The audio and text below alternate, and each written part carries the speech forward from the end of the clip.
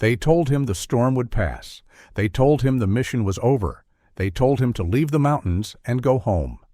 But somewhere in the white silence of Alaska, a Navy SEAL collapsed in the snow, bleeding, losing heat, losing time. And the only one who refused to leave him was the dog everyone thought was already gone. The dog did not drag him to safety. It did not bark for help. It did something far harder. It stood in front of him again and again, forcing him to rise, forcing him to breathe, refusing to let him sleep in the snow. Days later, when the truth finally surfaced, Daniel realized this was no accident. The storm, the trail, the enemy he thought he had left behind. Because sometimes God does not end the battle. He sends someone to stand beside you until you are strong enough to finish it. And the question is, when the storm comes for you, who will refuse to walk away? Juneau, Alaska, lay under a hard winter sky where wind drove snow through the streets and into the forests beyond the city, turning distance into something uncertain and unforgiving. Daniel Harper left the training facility just after first light. He was 41, a Navy SEAL on temporary leave, built lean and solid from years of discipline rather than comfort. His dark brown hair was cut short in regulation style, his face sharp and weathered, marked by restraint more than age. Daniel carried himself with the quiet economy of someone used to dangerous ground, every movement deliberate, every pause measured. He was not a man who wasted energy, words, or attention. Silence suited him because it asked nothing in return. He wore a standard U.S. Army OCP camouflage jacket, clean but clearly used, its muted pattern blending easily with snow-stained forest. The collar stood high against the cold, the sleeves pulled down to gloved hands. 2 square chest pockets sat flat against the fabric, name tapes aligned with practiced precision, rank subdued and unremarkable. It was the kind of uniform chosen for function, not display, and Daniel wore it the way he wore everything else, with purpose, not pride. At his side walked Atlas. Atlas was a 5-year-old German shepherd, a trained K9 with a compact, powerful frame. His black and tan coat was thick enough for the cold, already dusted with snow, his ears upright and alert despite the wind. Atlas moved with controlled confidence, neither pulling ahead nor lagging behind. His pace matched naturally to Daniel's. He did not look for reassurance. He did not hesitate without reason. Atlas had served beside Daniel in places where mistakes were counted in lives, and that history showed in the way he worked. Focused, disciplined, precise. They followed a narrow trail leading away from the facility toward the forested hills beyond Juneau's edge. Snow softened the ground beneath them, erasing marks almost as soon as they were made. The air smelled of pine and salt, sharp and clean, and the wind pressed steadily harder with each step. Daniel noted the weather automatically. The storm was moving faster than expected. Visibility was already narrowing. Time was becoming a factor. Atlas noticed it before Daniel did. The dog slowed, his head lifting as his body angled slightly away from the trail. His tail stiffened, not in fear, but in concentration. Daniel stopped immediately, tightening his grip on the leash. Atlas did not act without cause. That much Daniel trusted, without question. "What is it?" Daniel asked quietly. Atlas drew in a deep breath, nostrils flaring. He did not look back right away. Whatever scent he had caught cut through the snow and wind with enough clarity to hold his full attention. After a moment, Atlas took a single step toward the trees lining the trail, testing distance, testing command.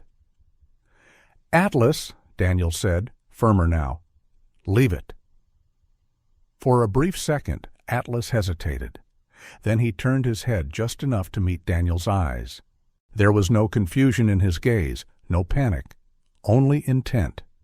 It was the same look Atlas had worn countless times before entering unfamiliar ground during operations, focused, deliberate, already committed. Before Daniel could react, Atlas stepped off the trail and disappeared into the trees. "Atlas!" Daniel called sharply, already moving. His boots sank deep into fresh snow as he followed, branches scraping against his jacket.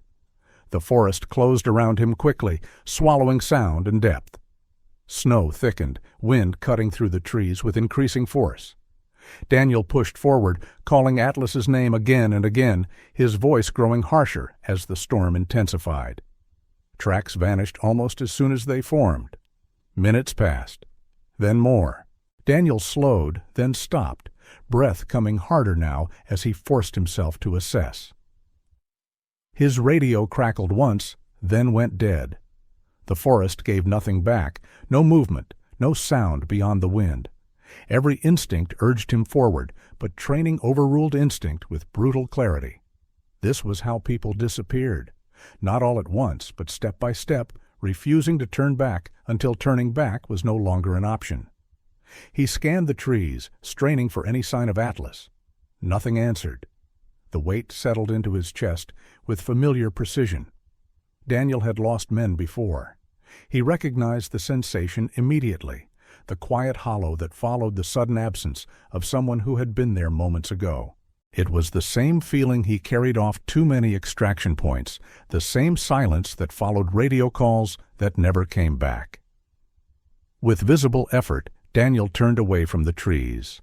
He marked what little he could in his mind, then began the retreat toward the trail. Each step away felt wrong, but wrong did not matter. Survival did. By the time the outline of the training facility emerged through the snow, the storm had fully claimed the landscape. Inside, warmth hit him hard. He removed his gloves and jacket, movements mechanical. Someone asked where his dog was. Daniel paused. He followed something into the woods, he said evenly. Procedures were mentioned, search limits, weather constraints. Daniel listened, nodded, signs were asked. None of it reached him. Night fell early, as it always did this far north, and the storm pressed against the walls with steady force. Daniel sat alone, elbows on his knees, staring at the floor. He had come to Alaska to find distance. Instead, he found the same silence he had known too many times before. The silence that followed loss. Somewhere beyond the trail that didn't come back, Atlas was gone. And Daniel Harper waited. The storm did not move on after Atlas vanished. It settled in, heavy and deliberate, sealing Juneau beneath layers of white that muted sound and erased distance. For 3 days, snow fell without rhythm, driven sideways by wind that howled through the trees and pressed against buildings as if testing their resolve. Roads closed. Radios crackled and failed. The world shrank to what could be seen from a window, and even that disappeared at times behind curtains of blowing snow. Daniel Harper woke before dawn on the first morning after Atlas went missing, though he had barely slept. He sat on the edge of his bunk, boots already on, shoulders squared, as if the night had been nothing more than a pause between movements. His face was drawn tighter than usual, the controlled calm from the day before sharpened by strain. He checked his gear methodically, fingers steady despite the urgency that pressed beneath his ribs. The storm outside made search efforts officially impossible, but Daniel had never been good at waiting when someone depended on him. By mid-morning, he was back at the edge of the forest, standing where the trail dissolved into white. The wind cut across the clearing, stinging exposed skin, but Daniel barely noticed. He scanned the tree line again and again, searching for any sign he might have missed. There were none. No tracks, no broken branches. Nothing that pointed forward or back. The silence was complete enough to feel deliberate, as if the land itself had chosen not to answer. Others tried to help, though help came cautiously. A logistics officer named Mark Ellison, a broad-shouldered man in his early 50s with a permanent crease between his brows, spoke to Daniel about weather windows and safety protocols. Ellison was practical, not unkind, but shaped by years of making decisions that favored survival over hope. He promised to authorize a formal search once conditions allowed. Daniel nodded, thanked him, then turned back toward the trees anyway. Promises were not Atlas. By the second day, exhaustion began to show. Daniel's movements remained controlled, but there was a tightness to them now, a subtle urgency that had not been there before. He ventured as far as visibility allowed, marking trees, memorizing shapes, forcing himself to retreat before the storm could claim him as well. Each time he turned back, the sense of failure settled deeper. He replayed the moment Atlas had looked back at him, searching for some missed signal, some error he could correct retroactively. There was none. Atlas had acted with purpose. That knowledge was both comfort and curse. The base remained quiet, stripped of its usual routines by the weather. Meals were eaten quickly, conversations kept brief. Daniel spoke little, conserving words as if they might be needed later. At night, he lay awake listening to the wind batter the walls, imagining sound patterns that might be Atlas's movement outside. Each time, it was only the storm. While Daniel searched the edges of the forest, something else moved deeper within it. The van appeared late on the second night, its headlights cut before it reached the narrow service road that wound through the foothills. It was an older vehicle, dark-colored, its exterior scarred by use rather than neglect. Inside were three men who did not speak much, their movements efficient and rehearsed. One of them, a tall man with a narrow face and close-cropped blond hair, drove with steady hands and eyes fixed on the road ahead. His name was Ethan Crow, and he had learned long ago that attention was more dangerous than speed. Crow dressed plainly, layered against the cold, his expression unreadable, shaped by years of work that required him to stay invisible. In the back of the van, metal cages were stacked and secured, their contents shifting quietly with each turn. Some held supplies wrapped in heavy tarps. Others held people, huddled close for warmth, their faces drawn and silent. The storm was not an obstacle to Crow and his crew. It was cover. Weather like this erased tracks, delayed patrols, and discouraged curiosity. They had planned for it carefully, timing their movement to coincide with the worst conditions. Alaska did not scare them. Predictability did. A fourth man rode with them, younger than the others, his build slighter, his movements less certain. His name was Lucas Hale, and he had joined the operation for money rather than conviction. His dark hair fell into his eyes as he shifted in his seat, glancing back more often than necessary. Lucas was not cruel, but he was not brave either. He had grown up learning to follow rather than question, and now he did both poorly. Each sound from the back of the van tightened something in his chest. He told himself it was temporary. It always was. They stopped briefly near a clearing to adjust a load. The wind howled louder here, tearing across open ground with renewed force. As the back doors opened, the smell of metal and cold air mixed sharply. One of the cages shifted more than expected, scraping against the van's interior. Crow swore softly, motioning for Lucas to help secure it. Lucas moved closer, eyes scanning the darkness beyond the headlights. That was when he heard it. A low sound, barely audible beneath the wind. Not human, controlled, alert. Lucas froze. His breath caught as he strained to listen again. There it was, closer now, distinct enough to recognize. A dog, not feral, not panicked, focused. He opened his mouth to speak, but the moment passed. The sound disappeared as quickly as it had come, swallowed by the storm. Crow slammed the door shut and signaled to move on. The van pulled away, tires biting into snow, leaving the clearing behind as if it had never existed. By the third day, the storm began to shift. Snow still fell, but the wind lost some of its edge, its violence replaced by a heavy, lingering cold. Daniel noticed the change immediately. He moved faster now, pushing his search farther each time, following instinct where logic had already failed him. His body ached from cold and fatigue, but he ignored it. Pain was familiar. Waiting was not. He reached the point where the trail dissolved and stopped there, staring into the trees.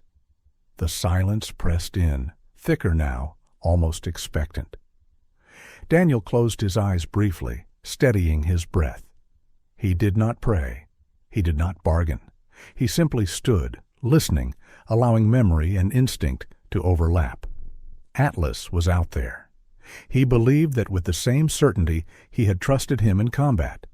What he did not know was whether belief would be enough. As night fell on the third day, Juneau remained locked in white.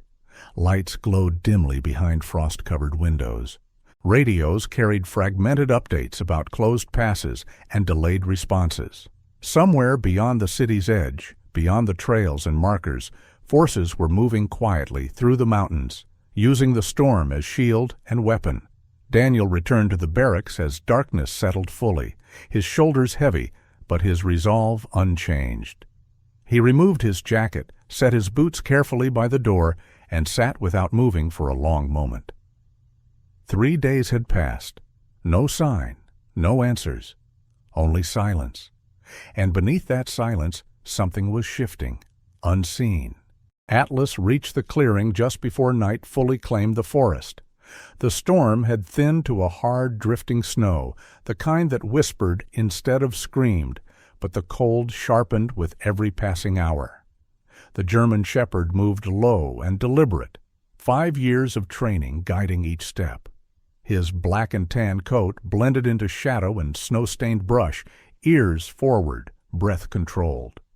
He followed the scent with certainty, a trail layered with oil, metal, and human fear, recent enough to cut through the weather. Ahead, a vehicle sat angled near a service road, its engine ticking softly as heat bled into the night. The smell was wrong, too contained, too careful. The van doors opened as Atlas closed the distance. A man stepped out, tall and narrow, shoulders hunched against the cold, movements efficient and practiced. Ethan Crow scanned the trees with a patience that came from habit, not anxiety. His blond hair was cropped close, his face long and unreadable, eyes trained to dismiss what did not announce itself. He had learned to trust the storm. The weather erased mistakes. It covered noise. It discouraged witnesses. Crow believed in systems that favored him, and Alaska was one of them. Atlas broke from cover when the wind shifted.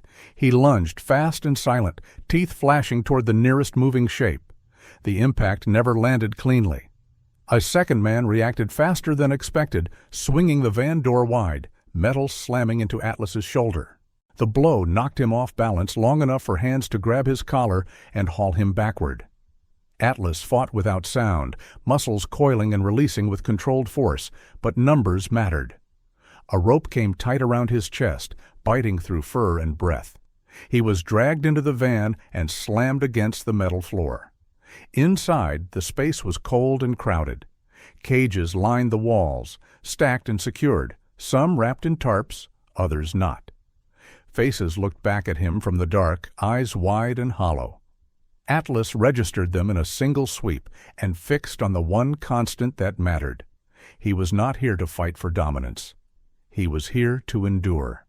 A younger man stood frozen near the doors, his hands hovering uselessly at his sides. Lucas Hale was in his late 20s, thin from a life that had taught him how to survive without anchoring anywhere. His dark hair fell into his eyes, his jaw clenched tight as if holding something back. He had signed on for money, for speed, for the promise that this work would be brief and invisible. The dog's presence cracked that illusion. Lucas met Atlas's eyes for a fraction of a second and looked away. He tightened the rope when Crow barked the order, but his hands shook as he did it. The doors slammed shut. The van moved. Miles away, Daniel Harper felt the shift before he understood it. He had been pushing along the tree line again, working the edges where the storm allowed movement, when the air changed. The silence grew heavier, less empty. Daniel stopped, head tilting as if listening could fill the distance between him and Atlas. He studied the ground, noting faint disturbances the wind had not yet erased. A smear of oil, a scrape of metal dragged across ice. Direction at last. He followed the signs until the forest thinned and the service road emerged like a scar through the snow. Headlights flared ahead, then vanished. Daniel moved faster now, breath steady, pain irrelevant. The road curved into low hills, and he took it at a controlled run, tracking the van's path by the places where snow was compressed differently, by the subtle pattern of departure rather than arrival. He was close enough to feel it when the ambush snapped shut. The first blow came from the side, sudden and precise. Daniel rolled with it, absorbing impact into shoulder and hip, coming up with his hands raised and feet planted. 3 men spread around him, their outlines blurred by snow and motion. Crow stayed back, watching. The others moved in with practiced aggression, not wild, not rushed. Daniel fought with economy, striking to disable, to create space. He felt a sharp pull in his shoulder as a second hit landed, hot and tearing. Blood warmed the inside of his jacket. He ignored it and drove forward anyway. A shot cracked the night, not aimed to kill, but to end resistance. Daniel went down hard, breath knocked from his chest, vision flaring white at the edges. Boots closed in. Hands grabbed his arms and twisted. The world narrowed to cold and pressure and the taste of iron. Inside the van, Atlas felt the shift, the sudden stop, the raised voices, the sharp report that did not belong to weather. His body tightened against the rope, breath shallow but controlled. He listened. The sounds outside matched a pattern he knew too well. Movement. Impact. A human falling. Atlas did not bark. He did not thrash. He lowered his head and set his teeth to the rope. The fibers resisted at first, then gave a fraction. He worked methodically, ignoring the ache in his jaw, the burn in his lungs. He bit, reset, bit again. Lucas noticed too late. He lunged forward, shouting, but the rope snapped under Atlas's teeth with a sound like a gunshot. Atlas was through the doors before anyone could stop him. He hit the clearing at full speed, snow exploding beneath his paws. The men turned, startled by the sudden movement, their formation breaking just enough. Atlas went straight for Daniel. He placed his body between the boots and the man on the ground, teeth bared, stance wide and immovable. One of the attackers raised his arm. Atlas lunged, catching fabric and flesh, wrenching sideways with controlled force. The man screamed and stumbled back. Crow swore and ordered retreat. This was no longer clean. The storm would cover tracks, but injuries invited questions. They pulled back toward the van, dragging the wounded with them, doors slamming as the engine roared to life. Snow swallowed their exit within seconds. Silence rushed in to fill the space they left behind. Daniel lay on his side, breath shallow, pain blooming in his shoulder and ribs. Atlas pressed against him, solid and warm, a weight that anchored him to the ground and the moment. Daniel reached for the dog without opening his eyes, fingers tangling in thick fur. Atlas did not move away. He stood guard, ears forward, body angled outward, daring the dark to try again. Daniel forced himself upright inch by inch, leaning into Atlas's shoulder. The dog adjusted instantly, shifting his stance to support the weight. They stood there together, man and dog, framed by snow and silence, both battered, both alive. Atlas could have run. The forest was open. The trail was close. Survival was possible alone. He did not take it. The storm closed in again after the van disappeared, not with sudden violence, but with a slow, crushing weight. Snow drifted sideways in heavy sheets, blurring the forest into pale shapes without edges. The wind lost its howl and gained something worse, a steady pressure that pressed cold deeper into flesh and bone. The world narrowed until there was nothing left but white ground, gray air, and breath turning to frost. Daniel Harper leaned hard into Atlas, his weight no longer fully his own. Blood soaked the inside of his jacket, warmth fading quickly in the cold. His shoulder burned with a deep, tearing pain that spread with every heartbeat. When he tried to straighten, the ground tilted, and for a moment he could not tell whether he was falling or the world was moving instead. Atlas felt the shift immediately. The German shepherd widened his stance and slid closer, compact strength braced beneath Daniel's arm. His body was solid, steady, unmoving in a landscape that refused to stay still. Atlas did not pull Daniel forward or drag him away. He simply held him upright, waiting until Daniel found enough balance to take the next step on his own. They moved again, slowly, unevenly. Daniel tried to count his steps, tried to remember the angle of the trees, the slope of the ground. The storm erased every reference as soon as it appeared. Snow filled his boots. His fingers stiffened. His vision narrowed until Atlas's dark shape was the only thing that stayed in focus. The thought crept in quietly. Just for a moment. Sit down. Rest. The cold wrapped it in reason, softened it until it felt safe.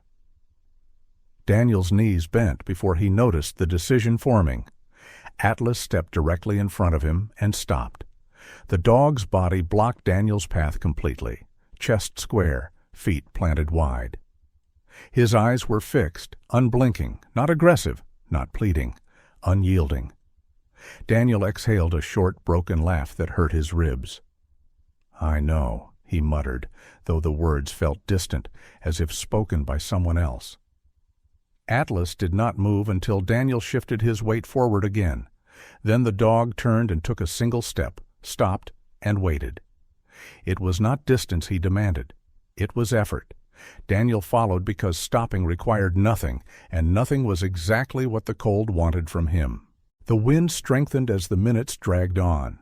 Snow pressed against Daniel's lashes, melting and freezing again. His breath grew shallow.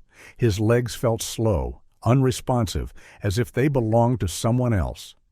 When he faltered, Atlas circled him, nose pressed briefly to Daniel's sleeve, a low vibration rolling through his chest. It was not a bark or a whine. It was a command without sound. Daniel straightened again. A memory surfaced without permission. A winter exercise years ago. A teammate who sat down in the snow and smiled, said he was fine, just needed a minute. They had never gotten him back up. Daniel swallowed hard and forced his feet forward. Atlas adjusted constantly, stepping closer when Daniel leaned too far, easing away when balance returned. When Daniel dropped to one knee, Atlas turned instantly and shoved his shoulder against Daniel's chest, not hard enough to injure, hard enough to deny stillness. Daniel groaned and pushed himself upright, breath tearing from his lungs. They stood there for a moment longer than necessary, Daniel's arm draped across Atlas's neck, his fingers buried in thick fur. Atlas accepted the weight, steady and patient, then stepped forward again, freeing him. Night deepened. Shapes lost definition. Sound flattened into wind and breath. Daniel's vision tunneled until the world became a pale circle centered on Atlas's back. He no longer knew how long they had been moving. Time dissolved into effort. Each time Daniel slowed, Atlas returned to him. Sometimes the dog caught Daniel's sleeve gently between his teeth and tugged, releasing the instant Daniel shifted forward. Other times he circled, cutting off retreat, forcing motion through position alone. Atlas never tried to take Daniel far. He only kept him from stopping. Pain flared sharply when Daniel stumbled over uneven ground. His injured shoulder sent a flash of white through his vision, and for a moment he sagged completely, weight collapsing inward. Atlas stayed pressed against him, heat bleeding through fur and fabric, grounding him until the wave passed. Daniel focused on that warmth, on the rhythm of Atlas's breathing, on the simple act of staying upright. The snow eased briefly, just enough to reveal a darker shape ahead, something vertical where there should have been only trees. Daniel squinted, unsure whether it was real or a trick of exhaustion. Atlas quickened by half a step, confidence returning to his movement, as if the landscape had finally spoken in a language he trusted. That shift carried Daniel with it.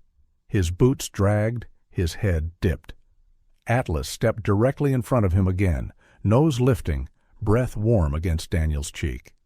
Daniel blinked hard and straightened, clinging to the idea that whatever lay ahead was solid.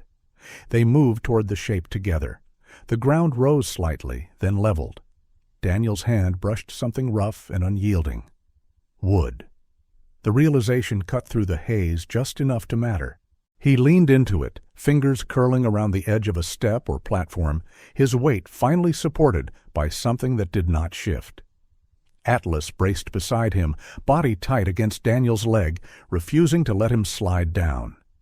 Daniel sank slowly, carefully, into a seated position against the wood. His breathing was ragged now, shallow and uneven. Snow gathered on his shoulders and hair. His vision dimmed at the edges. Atlas stayed standing. The German shepherd angled his body outward, ears sharp, guarding the space as if the storm itself might try again. When Daniel's eyelids drooped, Atlas nudged his face once, then again, firmer this time. Daniel forced his eyes open. "Not sleeping," he whispered, the words thin and scraped raw. Atlas remained exactly where he was. Time slowed to the sound of wind moving past, to the dog's steady breathing, to Daniel's effort to match it. The cold pressed in, persistent and patient. Daniel stayed awake because Atlas made it impossible not to. When the wind shifted, carrying a different scent, Atlas's posture eased by a fraction. He stayed close anyway. Daniel did not know where they were. He did not know how long they had been there. He only knew he was upright, breathing, and not alone. That was enough to keep the night from finishing what it had started. The structure Daniel had leaned against in the storm was not abandoned after all. It was a cabin, old but maintained, set back from the forest as if it had chosen distance deliberately. Snow piled high along its walls, softened at the edges where heat had once pushed back against winter. A single porch light glowed weakly through the storm, not bright enough to guide anyone, only enough to suggest that someone was still there. William Carter heard the sound before he understood it. A dull impact against wood, followed by a pause that stretched too long to be accidental. He stood from the narrow table where he had been sitting, his movements slower than they once were, but careful. At 72, William carried age differently than most men. His frame was thin but straight, shoulders still held with the discipline of a life spent on his feet. His hair was white and cut short, his face lined deeply, not from softness but from years of concentration under pressure. He wore wire-rimmed glasses low on his nose and a thick wool sweater that had been mended more than once. His hands shook slightly as he reached for the door, not from fear, but from time. William opened the door into a wall of snow and wind. Cold rushed in immediately, biting at his cheeks and filling the cabin with the smell of ice and pine. At first, he saw only white. Then his eyes adjusted, and the shapes resolved themselves. A man slumped against the porch railing, half-seated, half-fallen, his head bowed forward, snow clinging to his hair and shoulders. Beside him stood a German shepherd, body rigid with effort, ears sharp, eyes locked on William with a focus that was neither hostile nor pleading. The dog did not move when William stepped closer. It simply shifted its weight slightly, angling its body between the man and the open night. William did not speak at first. He knelt slowly, ignoring the way his knees protested, and placed 2 fingers against the man's neck. The pulse was there, weak, fast, alive. He exhaled once, controlled, and turned his attention to the dog. "Easy," he said quietly. His voice was steady, worn smooth by years of telling frightened people the same thing. The dog did not bare its teeth or retreat. It watched him, measuring. William leaned closer and took in details automatically. The man was tall, broad through the shoulders despite his slumped posture. His jacket was dark with moisture and darker still in places where blood had soaked through. His face was pale beneath the frost, jaw clenched even in unconsciousness. The injury to the shoulder was obvious, the fabric torn, the angle wrong. Hypothermia was already setting in. Time mattered. William moved with practiced economy. He rose and opened the door wider, dragging heavy wool blankets from a bench just inside the cabin. He wrapped the dog first, because the dog was lighter, and because the dog did not resist. The German shepherd allowed it, eyes never leaving the man. Then William hooked his arms under the man's shoulders and pulled inch by inch across the threshold. It was harder than he expected. The man was solid, dense with muscle, dead weight compounded by cold. Once inside, William shut the door with his heel, sealing the storm outside. The sudden quiet felt unnatural. He laid the man flat near the fireplace, propping his head slightly, and layered blankets over him until only his face remained visible.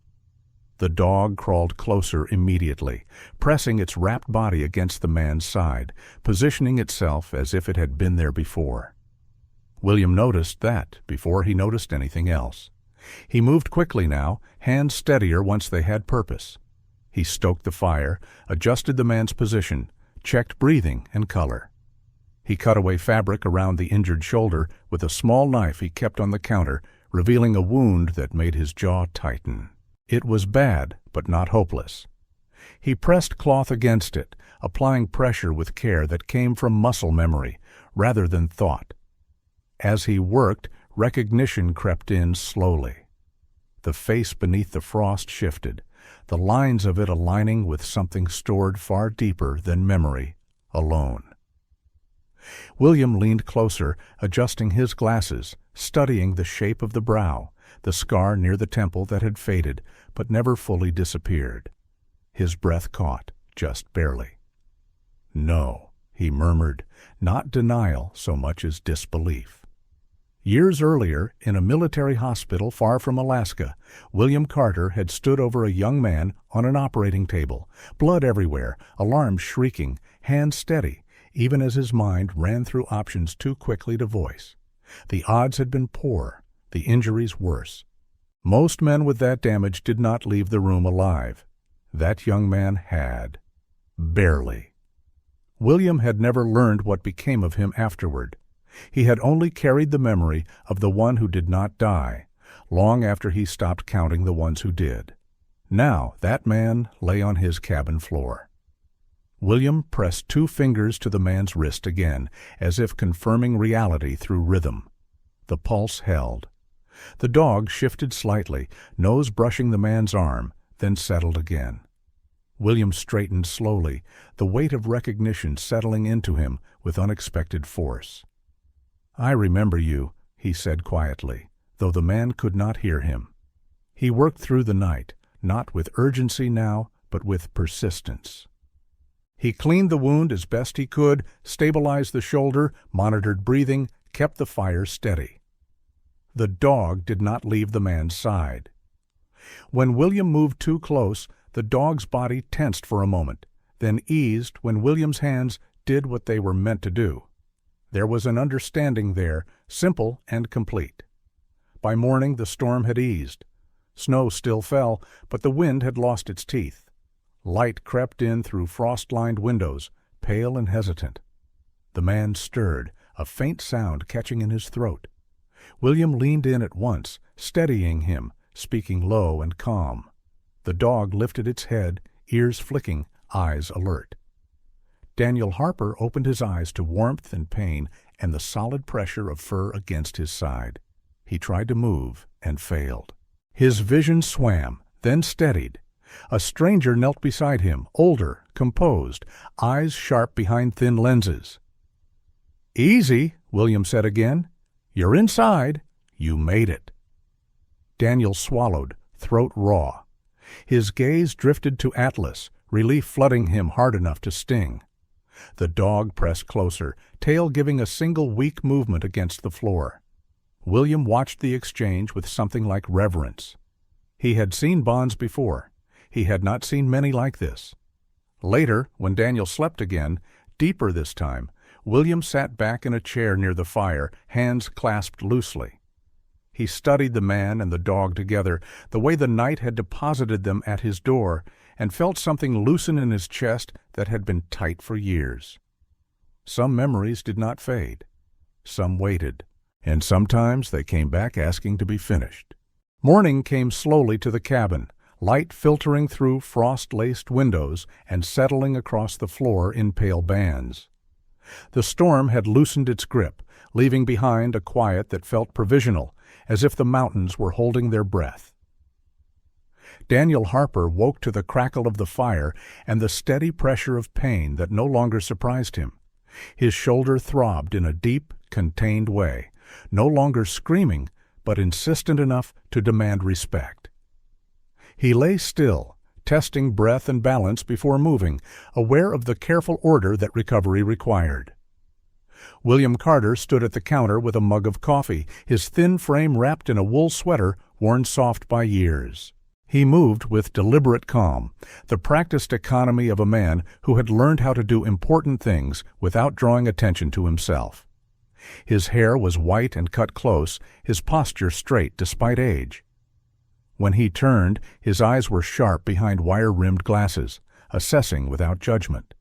He noticed Daniel awake and nodded once, acknowledgment rather than greeting. Atlas lay on the floor beside the bed, head up, ears tracking the room. His body remained angled toward Daniel, a habit that had not faded with warmth or light. The German shepherd's coat was still damp in places, the fur along his chest darkened where snow had melted and dried again. He shifted only when Daniel's breathing changed, then settled, satisfied. Daniel eased himself upright with a controlled exhale. William crossed the room and steadied him with a light hand, the contact brief and precise.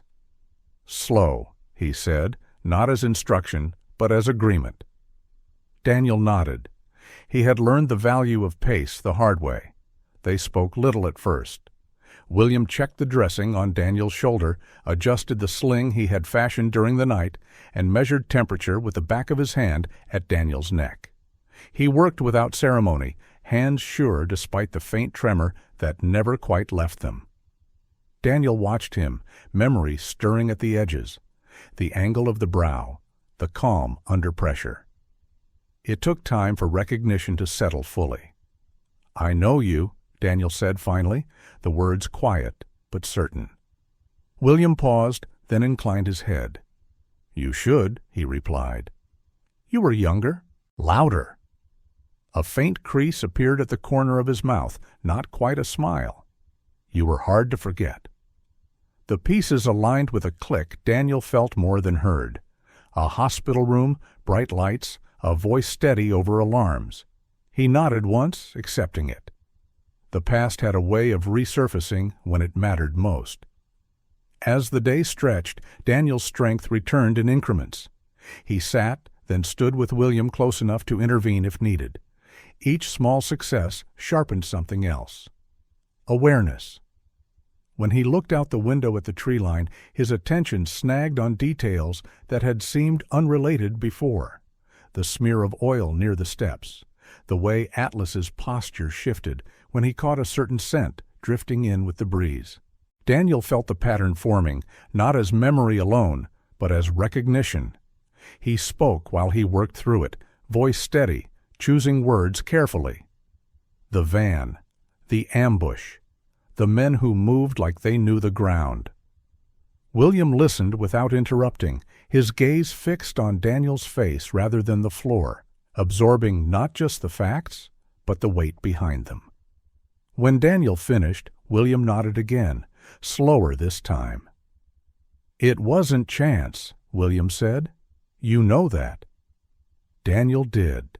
The knowledge had been sitting in his chest since the clearing, waiting for daylight. His last deployment had ended abruptly, orders shifting midstream, a target deprioritized under pressure elsewhere. The file had been closed without resolution. He had accepted it because acceptance was part of the job. Now the details rose with uncomfortable clarity.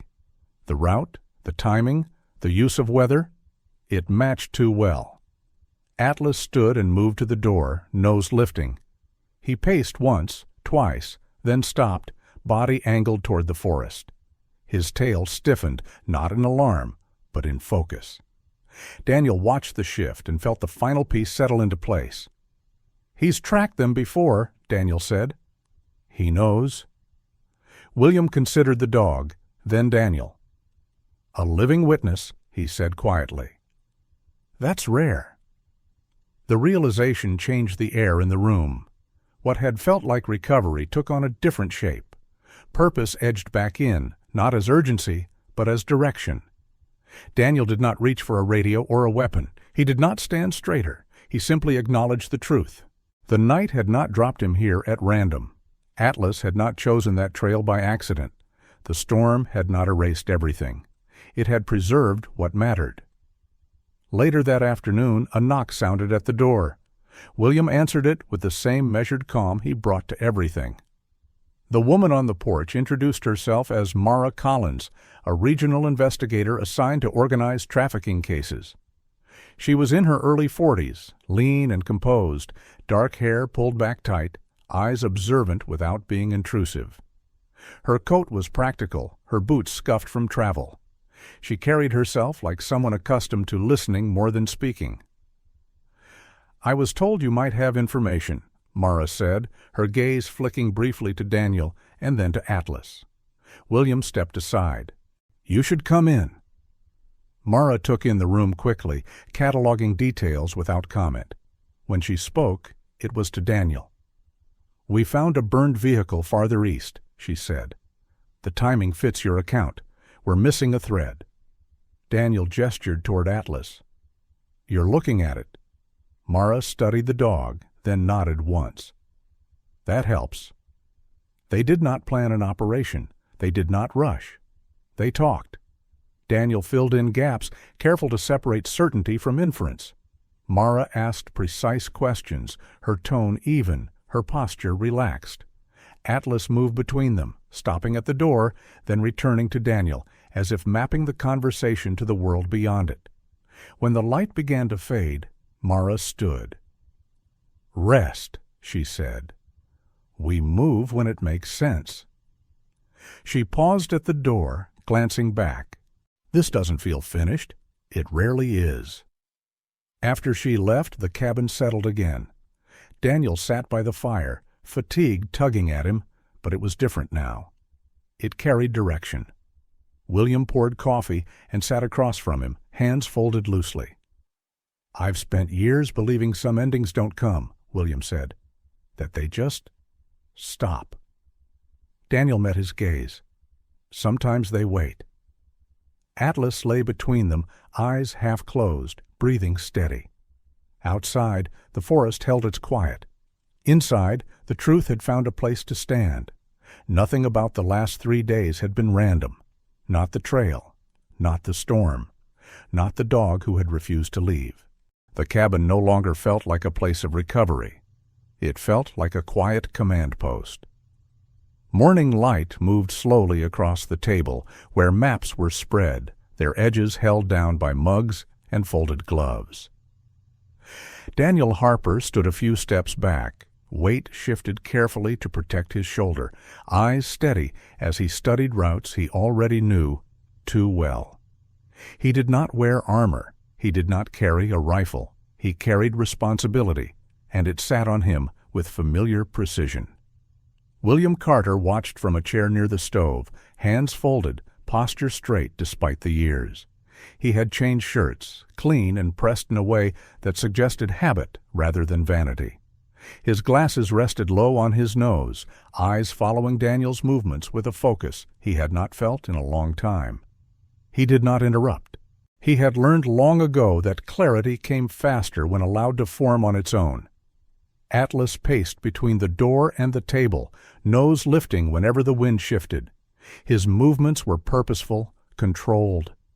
When he stopped, it was not to rest. It was to indicate. Daniel watched him, then marked the map with a pen, small strokes that meant more than lines. By mid-morning, Mara Collins returned with 2 vehicles and a team that moved quietly, deliberately. She introduced them briefly. Tom Alvarez was tall and broad, his beard trimmed short, his manner calm to the point of stillness. He spoke rarely and listened completely. Jenna Pike was younger, lean and quick, dark hair pulled back tight, eyes alert and curious. She had the restless energy of someone who believed preparation was the best form of courage. Neither asked about Daniel's injury. They did not need to. Daniel addressed them without ceremony. He outlined the terrain, the weather, the pattern. He spoke about timing rather than force, about pressure points rather than confrontation. His voice carried authority without urgency. When he gestured to Atlas, the room shifted slightly, attention narrowing. "He'll lead," Daniel said. "We follow at distance. No lights, no noise. We wait." No one argued. They moved out before the light changed again, vehicles stopping well short of the tree line. From there, it was foot travel only. Atlas went first, body low, nose working the air and ground with quiet confidence. Snow still lay deep in places, but the storm had compacted it enough to carry weight. The forest felt alert, as if aware that something precise was passing through it. Daniel stayed back, headset snug against his ear, voice measured as he relayed adjustments. He did not need to see every step. Atlas's posture told him enough. When the dog slowed, the team slowed. When Atlas angled left, they followed without question. The trail was not visible to human eyes, but it existed, layered with oil, metal, and the faint residue of fear. They reached the ridge by late afternoon. Below them, half hidden by trees and terrain, stood a low structure with a sagging roof and a fence that pretended at age while masking recent use. The building looked abandoned only to those who wanted it to be. Atlas froze at the edge of the slope, body rigid, tail set. Daniel marked the time and signaled hold. They waited. As dusk settled, movement began. A vehicle approached without lights, engine cut early, rolling to a stop on momentum alone. Figures emerged, efficient and practiced, no shouting, no rushing. The operation relied on invisibility as much as intimidation. Daniel watched from his position, breathing steady, mind clear. This was not the moment for force. This was the moment for patience. Atlas shifted once, then again, a subtle change Daniel recognized. Another approach, secondary movement behind the structure. Daniel adjusted the team's positions with small, precise instructions. Jenna moved without hesitation. Tom anchored the rear. Mara held the center, eyes fixed, calm, unbroken. When the doors opened, it happened quickly and quietly. Commands were given in low voices. Hands went up. The surprise was total, not because of speed, but because of certainty. There was no chaos to feed on, no space for bravado. The men complied because resistance offered nothing. Inside the structure, evidence waited. Cages stacked with care that suggested repetition. Documents sealed against moisture. Devices stripped of identifiers. The scope revealed itself without drama.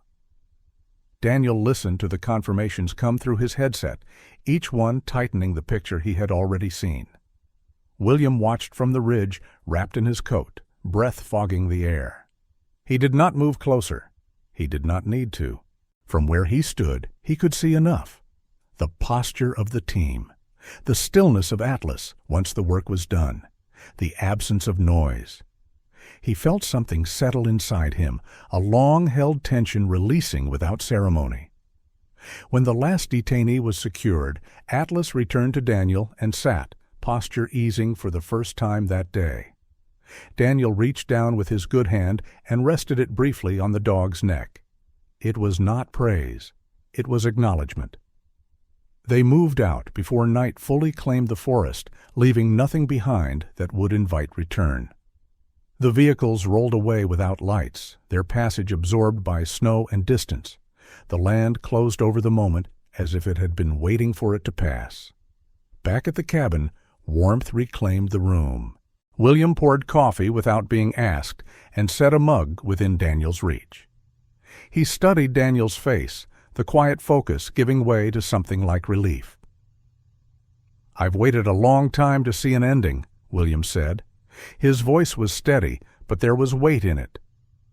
"Most of them just fade." Daniel nodded. "This one didn't." Atlas lay down near the fire, body loose now, breathing slow. The work had not exhausted him. It had completed something.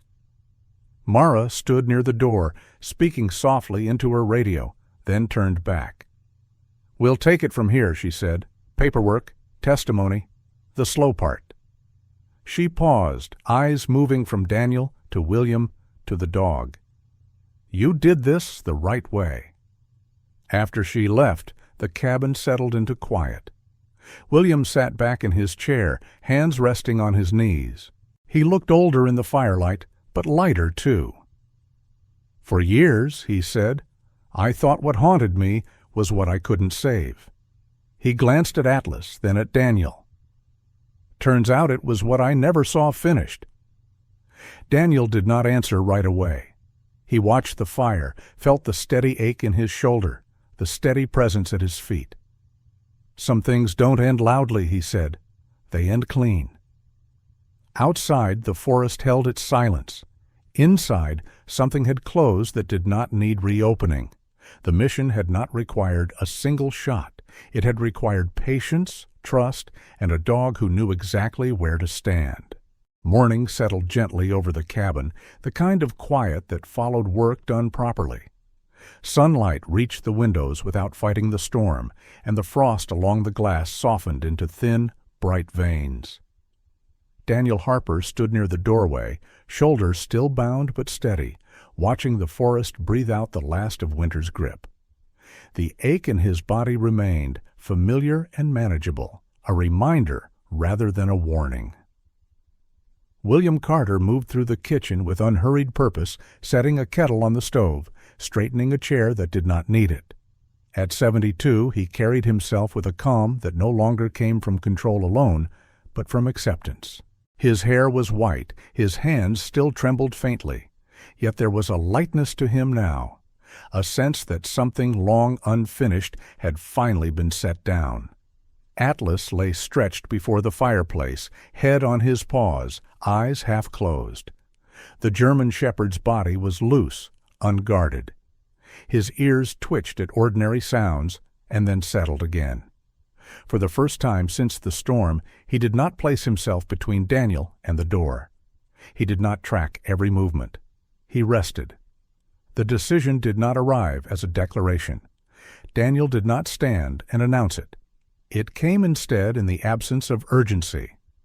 When the call from command reached him later that morning, the voice on the other end, professional and precise, offering timelines and transport, Daniel listened carefully. He thanked them. He asked for the details. And then he declined. He ended the call and remained where he was, the silence afterward wide, but not empty. William watched him from across the room, reading the stillness in Daniel's posture. "You're sure?" William said, not a question. Daniel nodded once. "I've been back enough times to know when it's time not to." William considered this, then turned back to the kettle. "There are worse places to stop," he said quietly. In the afternoon, Sarah Bennett arrived with a stack of mail and a basket balanced against her hip. She was 26, tall and slender, her brown hair pulled into a loose braid that slipped free whenever she moved too quickly. Sarah had grown up in the nearest town and returned after college to teach at the local school, drawn back by a sense of responsibility she never fully questioned. She was open with people, quick to smile, but there was a carefulness beneath it, shaped by losing her mother young and learning early how to hold a household together. She greeted William with easy familiarity and Daniel with a respectful curiosity, eyes flicking briefly to the sling before meeting his gaze again. "Looks like winter finally gave up," she said, setting the basket on the table. "Figured you might need fresh bread." Atlas lifted his head and regarded her, then stood and approached, sniffing once before accepting a scratch behind the ears. His tail moved lazily, approval given without ceremony. Sarah noticed. "He's different," she said. "Calmer." Daniel glanced down at Atlas. "So am I." They ate together as the light shifted, the conversation moving easily through ordinary things. Repairs that needed doing, roads reopening, students asking questions Sarah did not always have answers for. William listened more than he spoke, content to let the room fill with sound that did not demand anything from him. As evening settled in, Sarah gathered her things and paused at the door. "I'll be back tomorrow," she said, glancing between the two men. "If that's all right." William smiled, small but certain. The door's open. After she left, the cabin grew quiet again, but it was a quiet that held warmth. Daniel sat near the fire, Atlas reclaiming his place at his feet, the dogs breathing slow and even. William lowered himself into the chair across from him, hands resting loosely in his lap. "I spent years thinking purpose was something you chased," William said. "Turns out it's sometimes what stays." Daniel watched the flames settle into embers. He thought of missions planned and erased, of names written and never spoken again. He thought of the storm and the trail that did not come back, of the moment he had stopped trying to go anywhere else. "There are missions that don't make it into reports," he said. "They don't come with medals." William nodded. "They tend to matter more."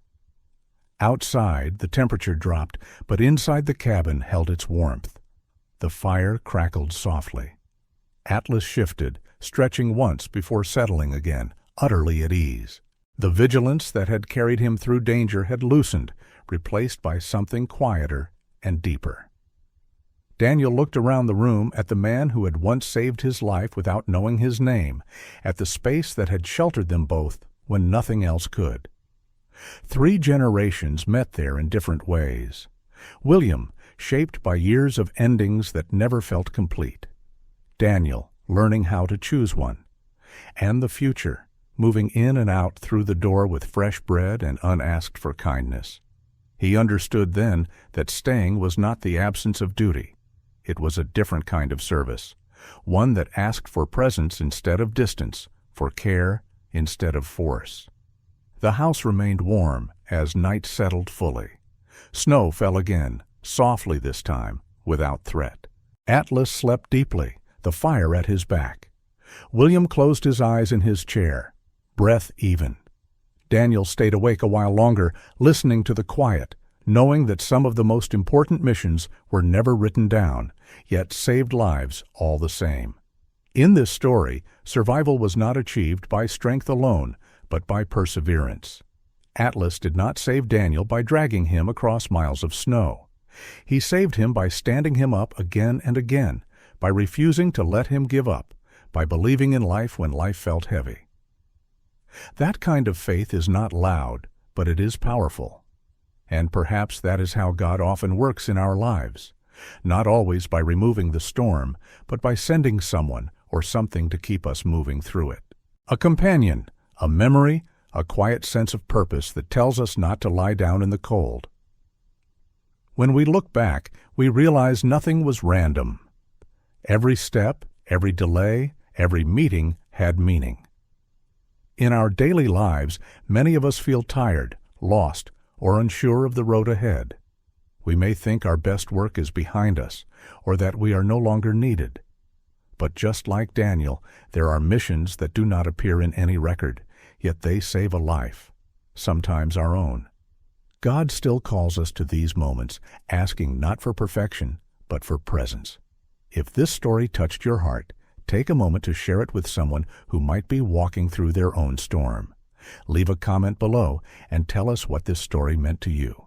Subscribe to the channel so we can continue sharing stories of hope, faith, and quiet miracles. And if you believe that God guides us even when the path disappears, write Amen in the comments. May God bless you, protect your loved ones, and keep you standing through every storm you face.